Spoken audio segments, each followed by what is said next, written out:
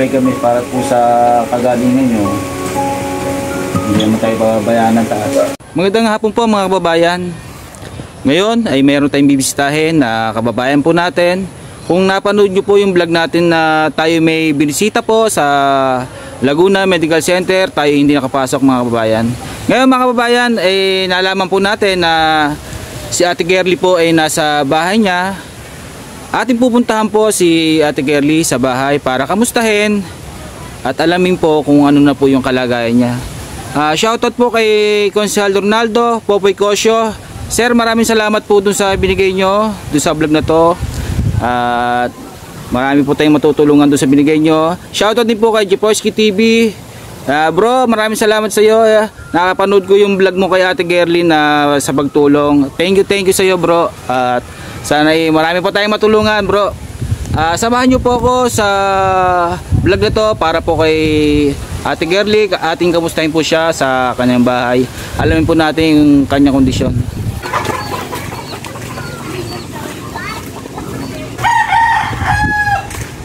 Dito banda?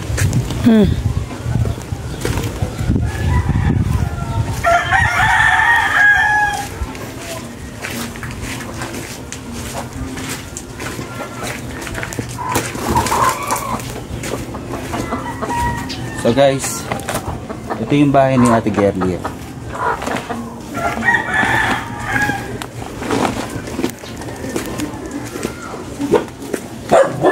Tao po. Ayan, ganda nga po yan.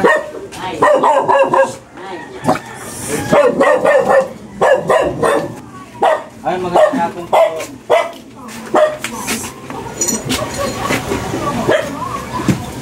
Pasok ka yan. Hindi makabangon eh. Ayun po. Wala ba ilaw dito? Hindi, maliwanag naman oh. Ay, may dala kami konting pasalubong. Huwag na po kayo tumayo, Nay. Baka pumindan mo yun. Kamusta po tayo? Hindi po kami nakapasok nung nung kami nagpunta sa ospital. Na kwento ba ako sa inyo? May,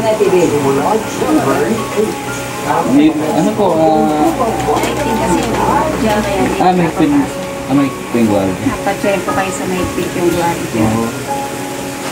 Eh ano po Mga mabait na guardia. eh ano na po sabi na po ng doktor? Eh yung pinagpacheck pa namin sa Batangas ay ano na lang natin. Schedule na. Operahin po. Batangas. Pero nakakain naman po kayo ng ano? Pero pag sumakit, Ay talagang hindi po kayo makakain. hindi ako makabangon. Ate, talagang nung nalaman po talaga namin nung kayo nasa ospital, nagpunta po kami doon, hindi nga kami pinapasok, sabi ko. Kasi yun, gabi-gabi po, nagpe-pray kami para po sa kagalingan nyo. Hindi naman tayo pababayaan ng taas. Basta ate, lagi lang po kayong tatawag sa sa taas po kay God.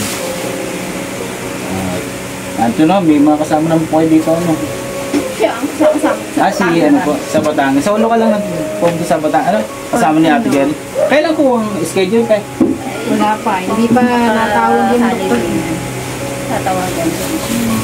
Ngayong pagkatapos ng New Year. Siguro, pagkatapos ng New Kasi Year. ang daming Kasi naka-schedule din. daming schedule, puno yung schedule nila. Eh, sabi ng doktor, ayusin nila yung schedule para hindi sila schedule. Nakausap nyo na yung doktor, then Yung last na napunta namin doon, follow up kasi kami ng check-up niya. Kaya namin yung mga... nakalapit na kaya tayo kala Congressman Agaraw. Oo, napunta na. Kay Mayor. Kay Mayor, di pa kami napunta. Try natin lumapit kay Mayor para tayo mabigyan ng tulong. Di ba Kuya Richie, nakalapit na ba kay Mayor? Hindi pa? Sino kayo pwede natin kausapin para tayo makalapit kay Mayor? Para sa tulong pinansyal kay Ate Gerly. Medyo boys, malapit yan kay Mayor. Siya, bro Jeposki TV. Baka pwede nating ilapit sa Ate Gerly kay kay Mayor Egay San Luis. Pagtulungan natin ng ang para mapagaling si Ate Gerly.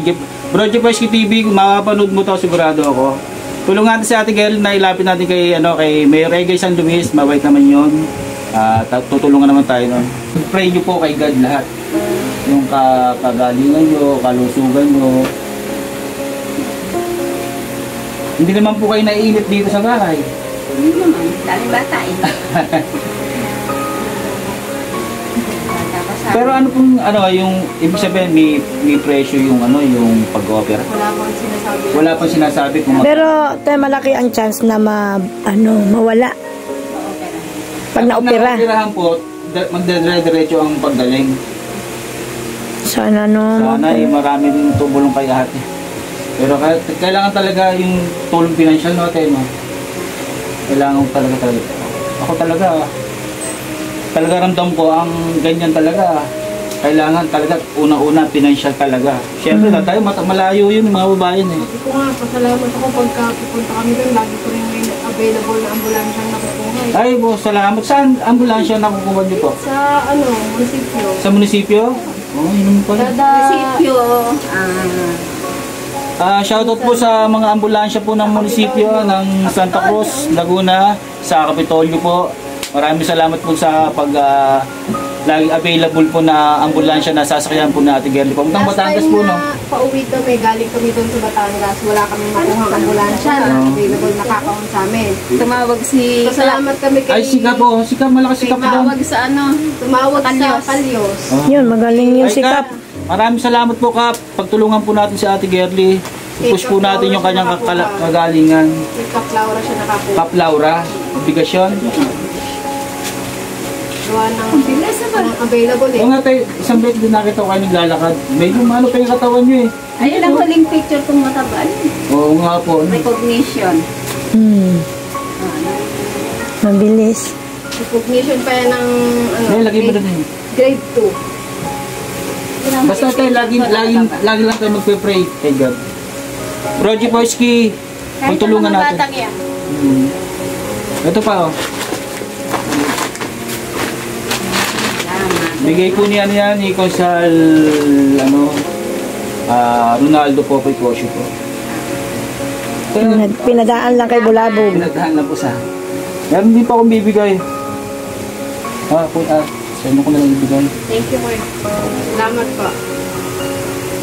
Hindi ba talaga tayo nakakalapit kay Mayor Egay? Hindi po. Ito, sige mapapagod Nalapit ito. lang po ako dun pagka yung sa ambulansya lang. Sa ambulansya?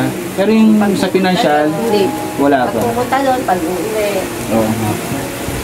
Siguro, kahit man lang siguro madukot lang nila. Siguro kaya Kasi mo. may magagastos talaga doon kasi malayo yun eh. Sa pagkain lang. Isang beses, unang punta namin doon, kami na ambulansya, kasi may ambulansya ng Kapitolyo. Oo. Walang schedule. Hindi kami umuwi. Umuwi kami sa Santo Tomas. Umahan yung pamasahe, 3 kami, Santo Tomas. Kaya nga, kailangan talaga may ambulansya. Kaya kahit service lang Hindi, para magkakaroon yata tayo ng ambulansya eh. Yung Ang hatid pagkakaalam lang ko. doon kami. Tapos tatawag na lang kami. Kaya nga po, Last time yung Ibig sabihin, kailangan lang sasakyan. Halimbawa, ihahatid kayo doon. Then pag uuwi, kakaunin na lang, no? Hindi na kailangan magantay. Yun ang usapan. Yun ang usapan po, para... Bago sila umalis, Pero ate, namahal ka na ng gusto, no? bakit nang nabawas sa timbang ko? Ilang po nabawas? Yung 59 ko ay 47 na na.